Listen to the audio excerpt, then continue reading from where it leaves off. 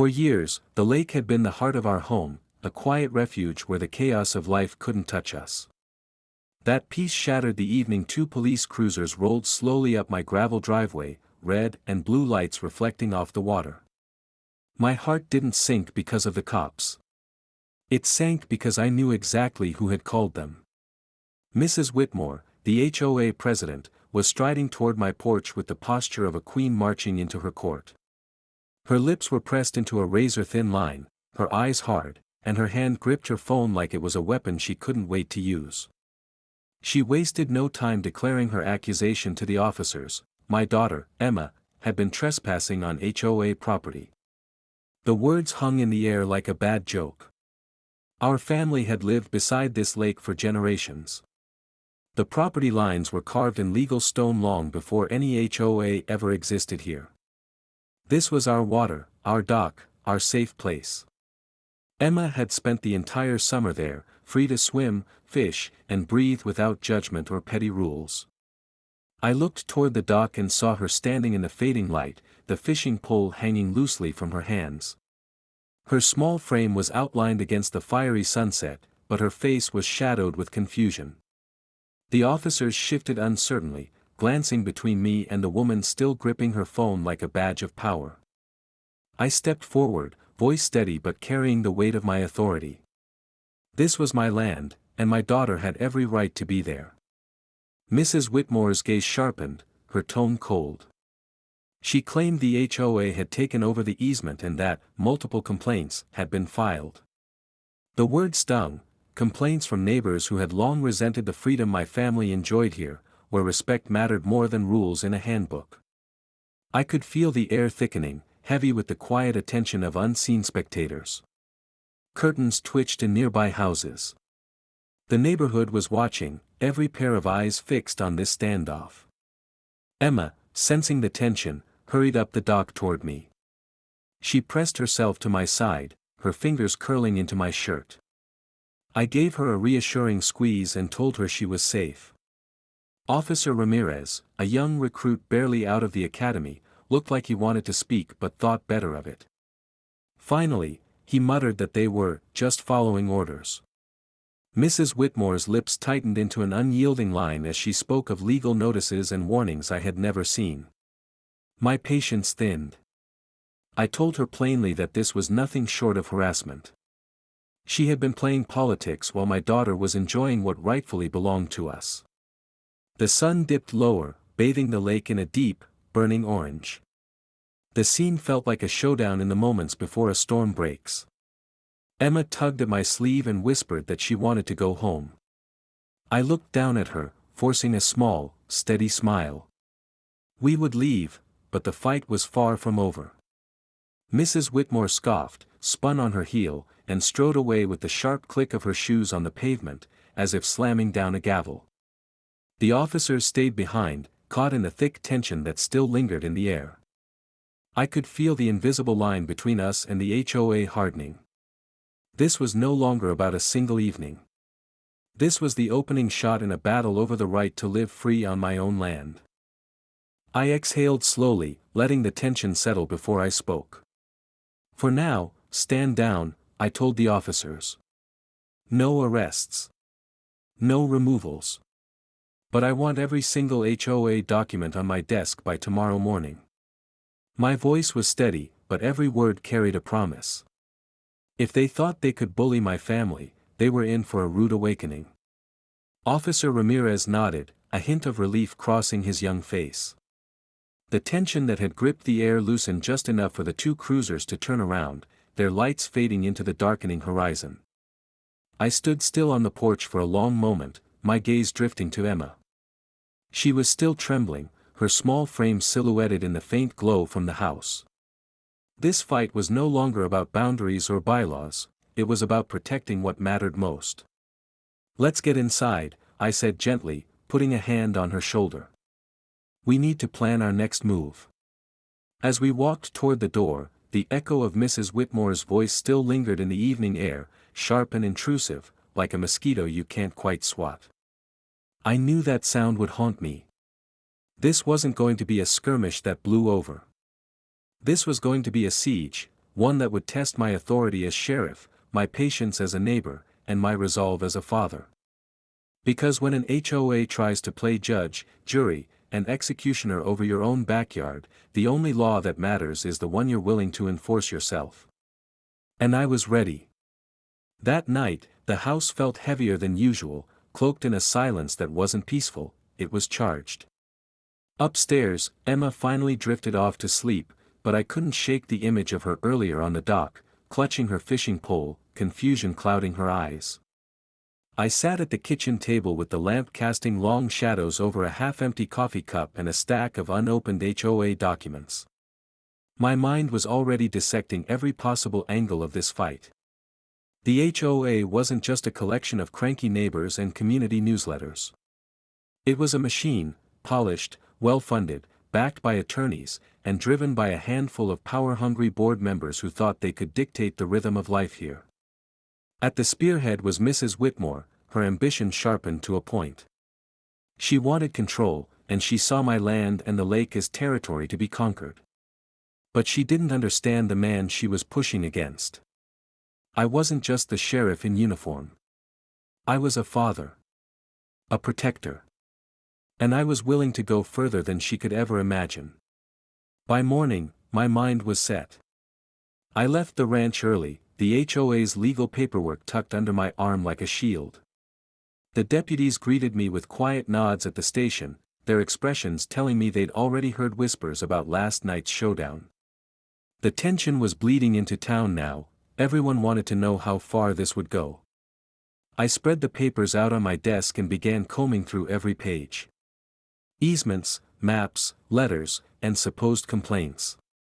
On the surface, everything looked neat, precise, the kind of thing meant to intimidate. But the flaws jumped out to me. The maps didn't match the actual property lines. The easement claim was shaky at best. And the complaints were nothing more than vague accusations, devoid of any substance. It stank of a setup.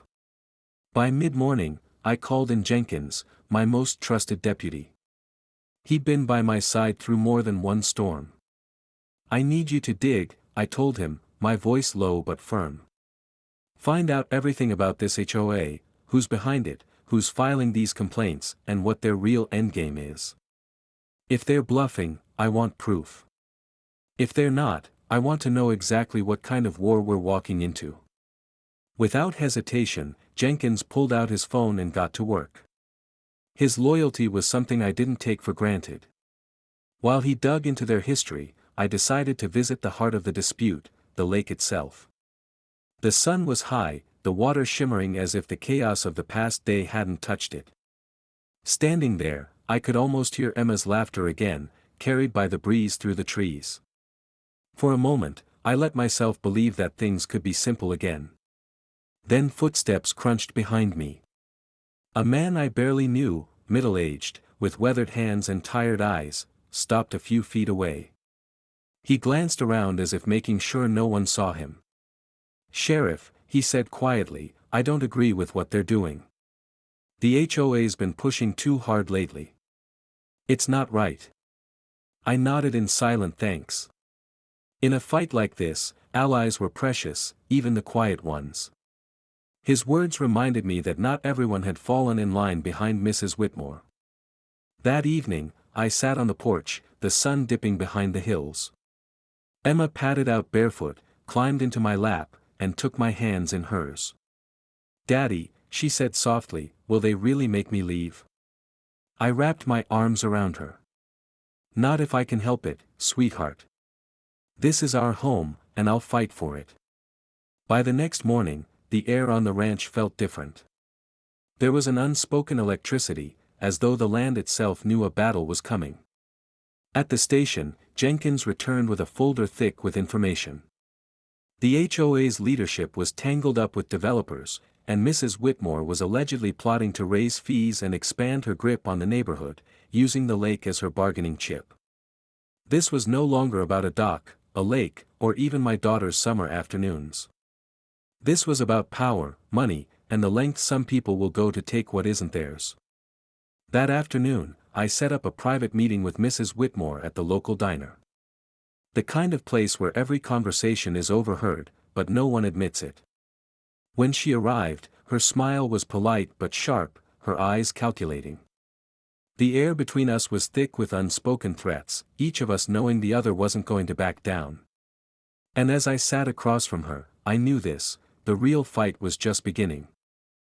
I leaned forward over the diner table, my voice steady but edged with steel. "Civility, Mrs. Whitmore," I began, sliding the folder of evidence across the slick surface toward her. "I've seen your so-called complaints. And I know exactly what this is. It's not about community rules. It's about a power grab. And I won't let you bully my family, or this town." She smirked, the corner of her mouth curling in that way people do when they think they've already won. Her eyes were cold and calculating, like she'd been rehearsing this moment. "Sheriff, you misunderstand," she said evenly. "This is about order. Respect for property. The future of this community. Your daughter's presence on that lake disrupts that." "Disrupts?" I gave a short, bitter laugh. "You're the one disrupting the peace. You're turning neighbors against each other for your own gain. What do you think happens if I expose your ties to those developers? The ones already sniffing around our land?" Her smile faltered, just for a second, but it was enough. She leaned in, lowering her voice. "Careful, Sheriff. There are bigger forces at play here than you realize." I held her gaze. "Then let them come." That night, I sat on the porch with Emma curled against me, the cicadas droning in the distance. She looked up at me, worry clouding her young face. "Daddy," she whispered, "will we lose the lake?" I pulled her close. "Not while I'm sheriff. We'll fight this together." The next morning, the battle moved to paper. A thick, formal letter from the HOA arrived, this one threatening legal action if Emma set foot on the dock again. But this time, I wasn't on the back foot. I drafted a public statement affirming our rights, backed by every scrap of evidence Jenkins had dug up. I wasn't going to whisper my case. I was going to put it under the brightest spotlight possible. By midday, I'd called for a town meeting. This fight was no longer just mine, it was the community's. And the community deserved the truth. But just as I was setting my papers in order that evening, an old name surfaced in my mind. A name from a case years ago. Someone connected to those bigger forces Mrs. Whitmore had hinted at.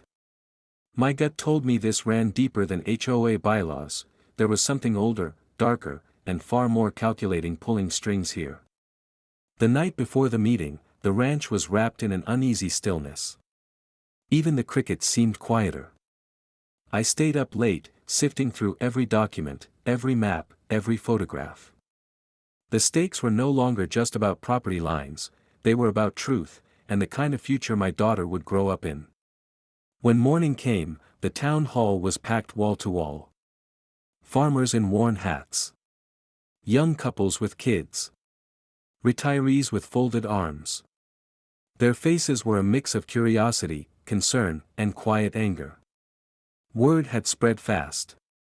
Mrs. Whitmore swept in like she was hosting the event, flanked by two board members in crisp suits. They wore their confidence like armor, but I could see the tension in their shoulders. I stepped up to the podium, my badge catching the light. "Thank you all for coming," I began, my voice steady enough to carry over the restless murmur. "Today, we're talking about more than a property dispute. We're talking about fairness. Respect. And the right to live in peace without fear of intimidation." I laid out the facts, piece by piece. The flawed documents. The contradictory maps. The suspiciously vague complaints. Then, the connections to out-of-town developers hungry for lakeside property.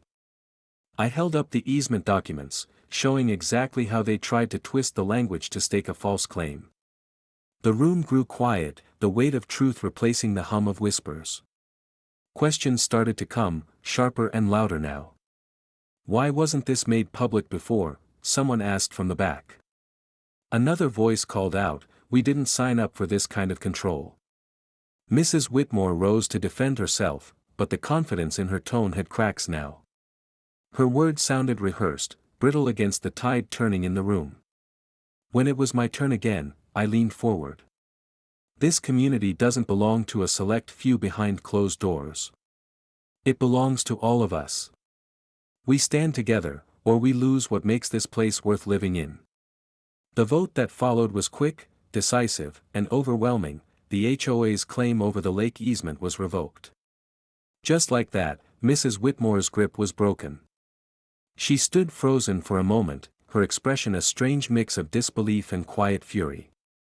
The board members beside her looked like men who'd just been handed bad news they couldn't spin. Neighbors crowded around me as the meeting ended, shaking my hand, clapping my shoulder. Emma stood beside me, beaming. "Daddy, we get to keep our lake?" she asked, her voice bubbling with relief. "Yes, sweetheart," I said, lifting her into my arms. "This is your home. And I'll always protect it." As we walked out into the fading afternoon light, I realized something. This hadn't just been about winning a fight. It had been about restoring trust, proving that when you stand your ground for what's right, others will stand with you. Mrs. Whitmore's crusade was over, but I knew the shadows she hinted at weren't gone. They'd be back, in one form or another. And when they came, I'd be ready. Because here, on my land, the law wasn't just something in a book. It was the line I was willing to draw, and the promise I intended to keep.